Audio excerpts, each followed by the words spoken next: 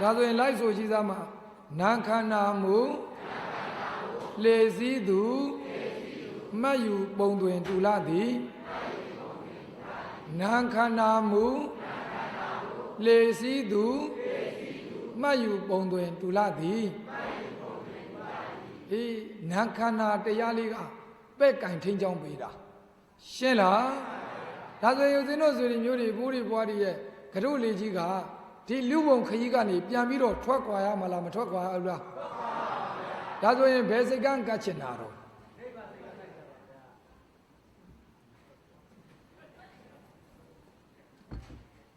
ဘာမှမပြောပါဘူးရစားရက်မလို့ပါနိဗ္ဗာန်စိတ်ကန်းကိုကတ်ချင်တာတဲ့ဦးဇင်းတို့ငယ်ငယ်ကအမေကြီးများပြောတယ်ပါရကငွေတမတ်တယ်ကင်တော့ငချင်းကောက်ကင်တယ်တမတ်တဲ့နဲ့ငချင်းကင်လို့ရမလားကဲနိဗ္ဗာန်ကိုလိုချင်တဲ့ပုဂ္ဂိုလ်တွေကနိဗ္ဗာန်ရစီတတ်တဲ့အကြောင်းတွေလုံနေတာဟုတ်မဟုတ်ကိုယ့်ကိုယ်ပြန်ပြီးစစ်တမ်းထုတ်ဖို့မကောင်းဘူးလားကဲဒါဆိုရင်ဦးဇင်းတို့စီမျိုးတွေနေ့စဉ်နဲ့အမျှရှားကြပွေကြမလုပ်ကြဘူးလားရှားတယ်ပွေတယ်ဆိုကြတဲ့နိုင်လိုချင်တဲ့လောဘနဲ့ဘာနဲ့ပါလဲအစင်မပြေရင်တော့ဒေါသနဲ့ရလာတဲ့ဥစ္စာပစ္စည်းတွေကိုထိမ့်သိမ်းစောင့်ရှောက်တော့တောကအောင်မပါဘူးလားငါမငါကွာငါလောက်ဘသူချမ်းသာတော့ငါလောက်ဘသူရှားပွေတော်တုံးဆိုတာတွေကလည်းမလာဘူးလားမာနတွေဒိဋ္ဌိတွေနဲ့လေငါသားစားဖို့ငါမရစားဖို့ဒါငါပိုင်တာဒါငါခန္ဓာမလာဘူးလားဒါဆိုရင်လောဘဒေါသမောဟမာနဒိဋ္ဌိဆိုတာကုသိုလ်လားအကုသိုလ်လားအကုသိုလ်ကိုဘာသင်္ခါရလို့ခေါ်အပုံညာပြီးသင်္ခါရဆိုတာဘယ်ရောက်ကြောင်းဒါဆိုရင်ကတ်ချင်တာကဘယ်တဲ့တုံးများလုံနေတာကဘာမှပြောပါဘူးဘုန်းကြီးကဘာမှပြောဘူးချက်စားရဲ့မလို့ချင်းလားပါဇက်နဲ့သာရမယ်ဆိုရင်ဒီကနေ့လောကကြီးထဲမှာတောင်းစားနေတဲ့သံတော်သားတွေတိုက်ကြီးကြီးနဲ့ကားစီးနေပြီပေါ့ဒီကိုလိုရကိုပြန်ပြီးတော့စမ်းစစ်ဖို့မလိုဘူးလားမစိုးရင်ဆရာတော်ဘုရားကြီးပြောတဲ့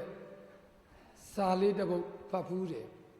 မစိုးရင်ဆရာတော်ဘုရားကြီးစီကိုတခါတယောက်လာပြီးတော့ဥချလျှောက်တယ်တဲ့ရှင်ဘုရားတဲ့တပည့်တော်ကိုနိဗ္ဗာန်ရောက်ကြောင်း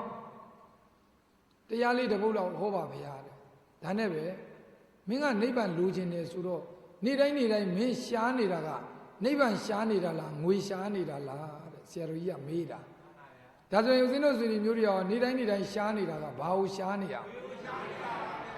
အရှင်ဘုတ်လည်းမရှားဘူးလားကဲအရှင်ဘုတ်ရှားတဲ့အလုပ်နဲ့ငွေရှားတဲ့အလုပ်ကိုအားထုတ်နေတဲ့လူကနိဗ္ဗာန်ကိုလိုချင်ပါတယ်ဆိုတော့အယူမူလို့ပေါ့ဗျာအဲ့ဒါဘာဖြစ်လို့ပြောတာပါလဲကိုလုံနေတဲ့စကားနဲ့ကိုပြောနေတဲ့စကားရှင်းအောင်ညီရဲ့လားဒါနဲ့ဆရာတော်ကြီးကပြောတယ်မှတ်ထားရတယ်နောက်ကိုဘယ်ဘုန်းကြီးနဲ့တွေ့အဲ့ဒါလို့မပြောရဘူးกว่าလေတပည့်တော်နိဗ္ဗာန်ကိုမလိုချင်သေးလို့နိဗ္ဗာန်ကိုလိုချင်အောင်ခန္ဓာအပြစ်ကိုပြပြီးတော့နိဗ္ဗာန်ရောက်ကြောင်းကိုဟောပါဖရာလို့ပြောရတယ်တဲ့ရှင်းလားနိဗ္ဗာန်ကိုမလိုချင်သေးလို့နိဗ္ဗာန်ကိုလိုချင်စိတ်ပေါက်လာအောင်ခန္ဓာရဲ့အပြစ်ကိုပြပြီးတော့နိဗ္ဗာန်ရောက်ကြောင်းကိုဟောပါဖရာလို့တောင်းပန်ရတယ်တဲ့ရှင်းလားဒါဆိုရင်ဦးဇင်းတို့ဆွေမျိုးတွေလည်းပဲအဲ့ဒါလို့ပြောတန်ရာကိုပြောဦးဇင်းတို့ရှင်းလားမြမစကားကြားဘူးတယ်အမဲရိုးနဲ့ဥမာတော့ဗျာအနူလက်နဲ့ရွှေပွဲကိုနိုင်ပါဗျာဘာမှပြောပါဘူးဘုန်းကြီးအနူလက်နဲ့လို့တင်ပြောတာဒါကြောင့်လေဒီဘုန်းကြီးရုပ်ဆိုးတာဦးဇင်းတို့ရှင်းလားဒါဆိုရင်လေကိုလိုရာကြီးရောက်ဖို့ဆိုပဲ့ကင်ထိန်းချောင်းပေးဖို့မလိုဘူးလားလိုပါဗျာဒါဆိုရင်ဦးဇင်းတို့ဆွေတွေမျိုးတွေခန္ဓာလေကြီးကိုလည်းပဲလူပြည်နတ်ပြည်ဗြဟ္မပြည်နိဗ္ဗာန်ကိုရောက်ဖို့ဆိုရင်ထိန်းချောင်းပေးရမှာနာခန္ဓာ၄ပါးကပဲ့ထိန်းပေးတာနဲ့တူတာပေါ့ရှင်းလားဒါကြောင့်ရှင်းပညာရှိတွေဆိုခဲ့တာလေနာမလိမ္မာရင်ရုပ်ခွေးဖြစ်မှာနာမလိမ္မာရင်ဘာဖြစ်မှာပါလဲဒါဆိုရင်အခုအင်းပြောခဲ့တဲ့အပယ်လေးပါးရောက်ကြောင်းအကုသိုလ်တရားတွေကအဲ့ဒါခွေးပြကြောင်လုပ်တယ်ပဲဦးဇင်းတို့ဆိုရင်မျိုးတွေအဲ့ဒါလိုပြောလိုက်တော့စကလုံးကမကြမ်းဘူးလား ကဲဒီတရားနာပိသက်ကြီးထဲမှာသူများတဲ့တတ်တဲ့လူတွေမပါဘူးလားသူများဥစ္စာခိုးတာဟောသူများသမယစော်ကားတာဟောလိန်လေလေသားမူသားစကားပြောတာဟောတေးသေးတောက်သုံးနေတဲ့လူတွေဟောအဲ့ဒီလူတွေမေးကြည့်စမ်းဒီခန္ဓာကြီးကိုစွန့်ပြီးရင်နောက်ထပ်ခွေးဘဝကိုလိုချင်သလားလို့တမ်းပြီးတော့လက်သီးနဲ့ထိုးမှာဒါပေမဲ့ तू လုံနေတာတွေကကုသိုလ်လားအကုသိုလ်လားအကုသိုလ်ဆိုတဲ့အကြောင်းကိုလုပ်ရင်အကြောင်းမကောင်းတော့အကြောင်းကောင်းမှဒါဆိုရင်အပုံညာပိသင်္ခါရသည်အပေဝိညာဉ်ကိုဖြစ်စေတယ်လို့ဘုရားကမဟောဘူးလားဒါဆိုရင် तू လုံနေတာဘယ်ရောက်ကြောင်းနေတော့ဒါစာလို့ပြီလို့ပြောတာညီမလို့ရှင်းရှင်းလေးပြောတော့ခွေးဖြစ်ကြောင်းနေဘာဖြစ်ကြောင်းနေပါလဲဒါဆိုရင်မြန်မာစကားပုံတစ်လုံးပြောပြမယ်ကိုမကောင်းရင်ခေါင်းရွေ့သွားမယ်ကိုကောင်းမှရှင်းလားကိုကောင်းရင်ခေါင်းမရွေ့နိုင်ဘူးဆိုတဲ့စကားကြားဘူးတယ်မဟုတ်လား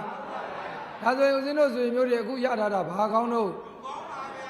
ဒါဆိုရင်လူကောင်းမပြောင်းမှုအရေးလူကိုကြီးကောင်းကောင်းနေဖို့မကောင်းဘူးလားသူများတဲ့တတ်နေတဲ့ခန္ဓာကိုယ်ကြီးကကောင်းကောင်းနေတာဟုတ်လား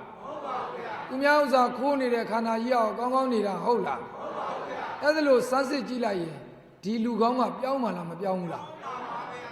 အခုလူကောင်းနောက်တစ်ခါကျရင်ခွေးကောင်းဒါပဲပြောကြိုက်တဲ့လောက်ပြောဒီဘုန်းကြီးကတော့ကျိန်စာဝလီမောင်လှလီပဲဒီမှာရှင်းလားဒါတရားတော်အတိုင်းပြောတာဦးဇင်းတို့ဆွေမျိုးတွေဘုန်းကြီးကခွေးဖြစ်စေလို့ဖြစ်တာဟုတ်လားကိုလို့ရကခွေးဖြစ်ကြောင်းမလို့ရှင်းလားဒါဆိုရင်ဦးဇင်းတို့ဆွေမျိုးတွေဘိုးတွေဘွားတွေရဲ့ခန္ဓာကိုယ်